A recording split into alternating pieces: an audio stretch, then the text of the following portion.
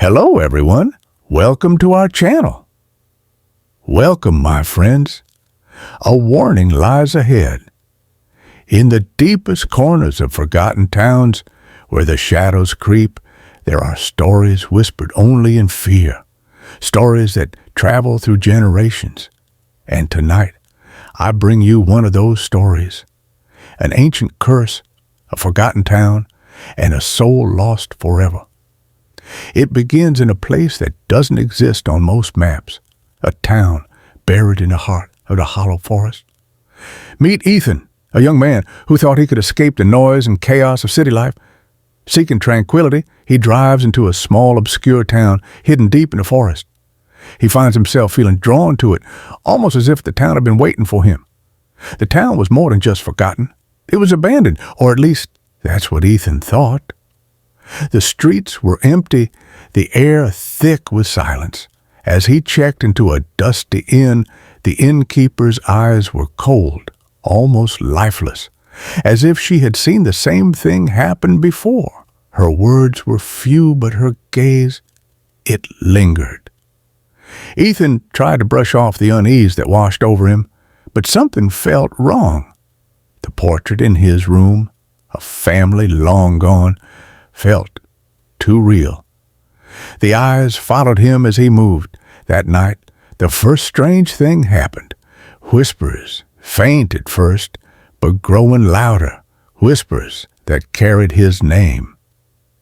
The next morning, Ethan decided to explore. The fog had not lifted, and the streets felt oddly deserted. The few townsfolk he encountered seemed distant, as if they were hiding something. Then, in the town's small cafe, he met a woman named Sarah. Her eyes, too, seemed familiar, like he had seen her before, but he couldn't place it. She spoke to him like she knew his every thought, as if she had known him for years. Sarah was different from the others. She was the only one who seemed willing to talk, but her words were cryptic. "The town is lost in time," she said. "It's cursed, but no one here remembers why." Sarah's cryptic words seemed to carry a weight that left Ethan uneasy, and yet he couldn't shake the feeling that they were connected somehow by fate or something darker. With Sarah's words gnawing at him, Ethan sought answers in the town's library. Dusty old books lined the shelves, many of them containing strange cryptic symbols and eerie drawings. That's when he found it. The first clue, a journal from an ancestor of the town's founders detailing an ancient ritual meant to summon power from the forest. But the ritual failed, awakening something far worse, an ancient entity that now hungered for souls. Night after night, Ethan's sleep became a nightmare. The whispers grew louder, and the shadowy figures followed him wherever he went. In his dreams, he saw the forest depths, the abandoned house, and faces of the people who had been taken. Each night, the visions became clearer. They were trying to tell him something, but he couldn't understand. Driven by fear and curiosity, Ethan returned to the abandoned house at the edge of the woods.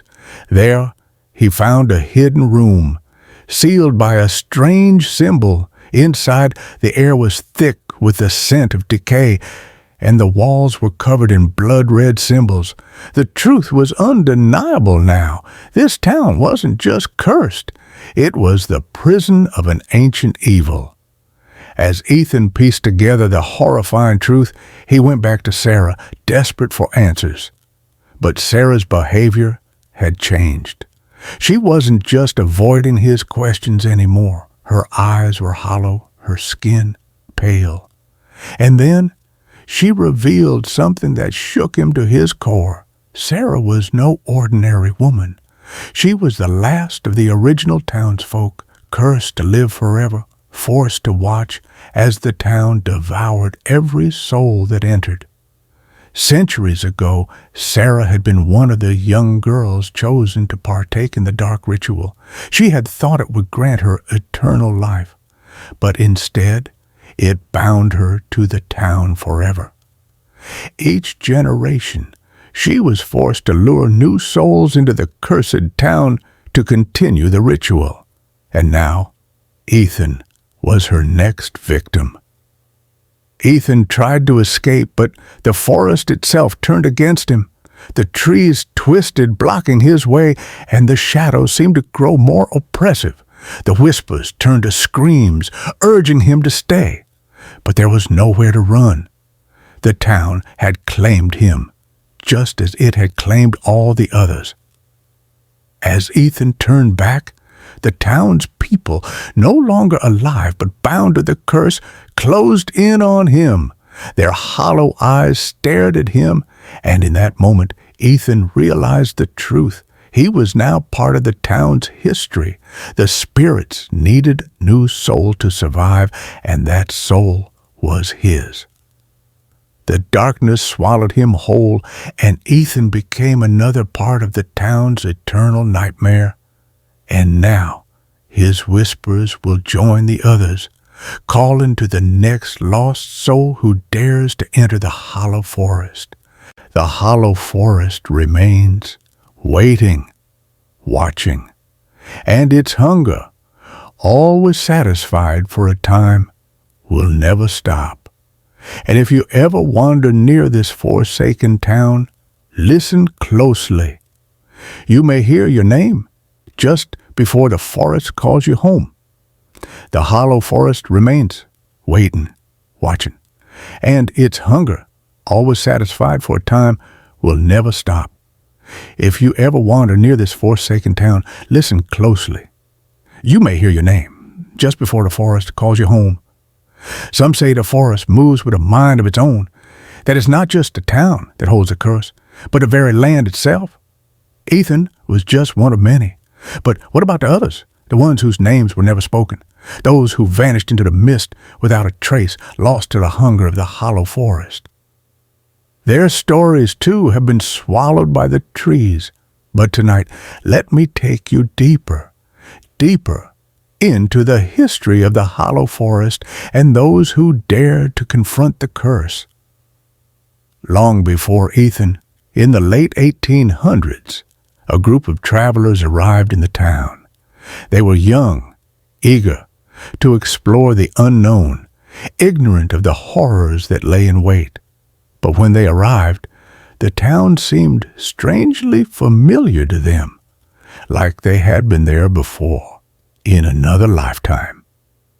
The innkeeper, as she had done for countless generations, greeted them with open arms. "You must stay the night," she told them. "It is tradition." They didn't know it then, but they had already sealed their fates. As night fell, the travelers were struck by a deep sense of dread. Whispers echoed in the walls. Shadows moved of their own accord, and the air was thick with a terrible icy chill. They tried to leave, but as they opened the door, the forest beyond seemed to twist, pulling them back toward the town. They were trapped. Desperate for answers, the travelers searched the inn's library and found an old book, its pages yellowed with age.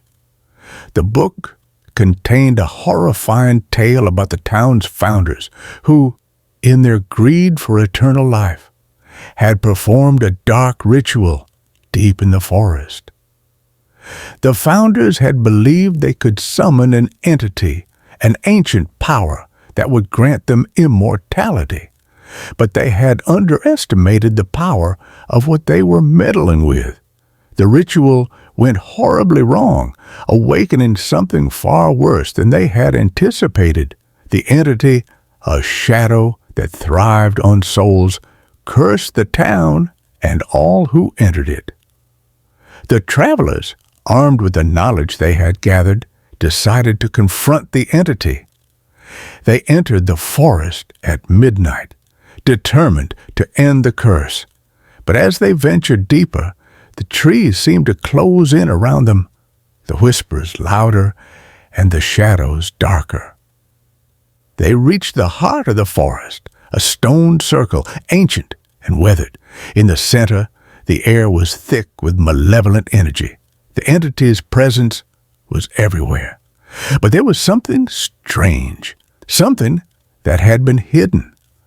The ritual had not only bound the town to the curse, but it had also trapped the souls of the founders within the stone circle. The travelers had walked into a trap. As they stood in the circle, the entity spoke, its voice echoing in their minds. "You are not the first to come here," it said. "You are simply the next in a long line of fools." The travelers realized too late this was no mere curse. It was a game, a twisted cycle that preyed upon the curious, the desperate, the brave. One of the travelers, a woman named Clara, attempted to break the curse by performing the ritual in reverse. She recited the ancient incantations, hoping to release the souls trapped in the stone circle. But as she spoke the words, the forest grew silent. And then the ground beneath her feet began to shake. The entity was furious. It was more than a spirit. It was a force of nature itself, feeding off fear, torment, and the souls of the lost. The ground cracked open, and the trees began to twist and writhe like living creatures. Clara screamed as the forest closed in on her. But it was too late. In the end, they were consumed by the forest, by the curse, and by the entity.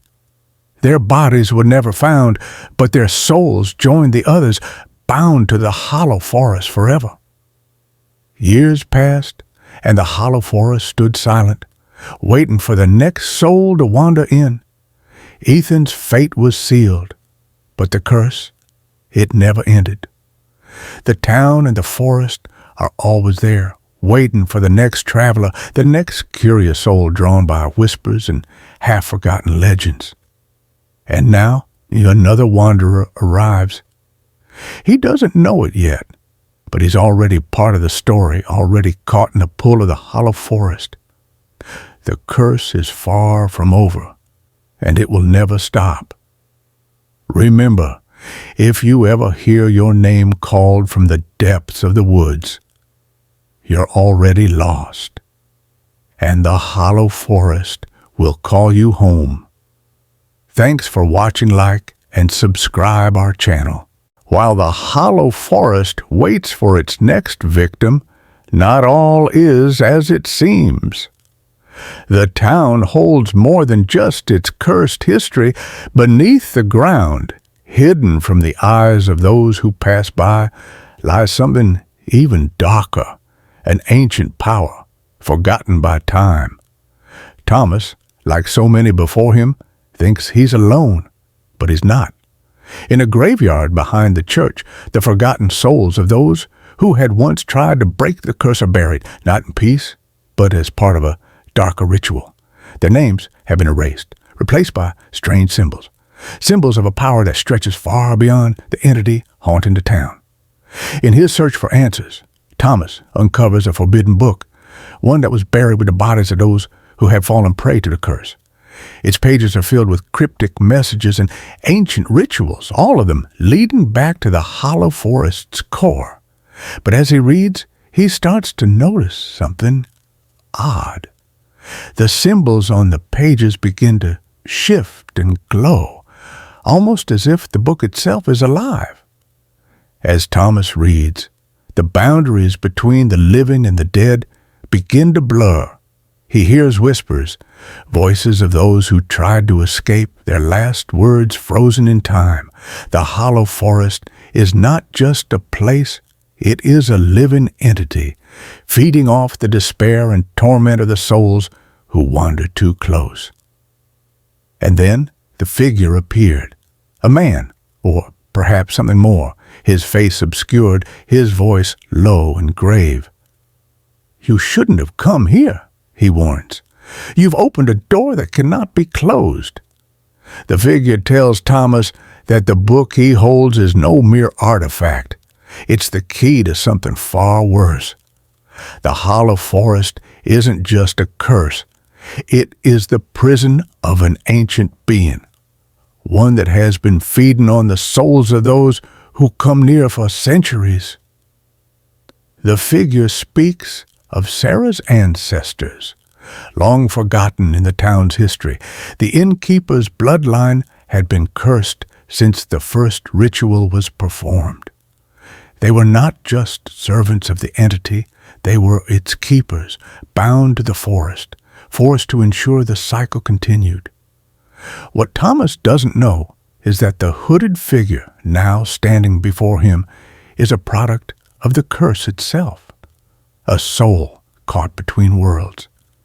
He was once a man who came seeking answers just like Thomas, but now he is a part of the hollow forest. His body is decayed, but his spirit remains, trapped in the same unyielding nightmare that awaits anyone who dares to enter. Thomas, desperate to escape, attempts to leave, but the forest will not let him go. The trees seem to close in on him, the ground itself shifting. The whispers grow louder, more insistent, urging him to stay. The figure warns him again. There is no escaping. The forest doesn't just trap you in its depths. It pulls you into its very essence.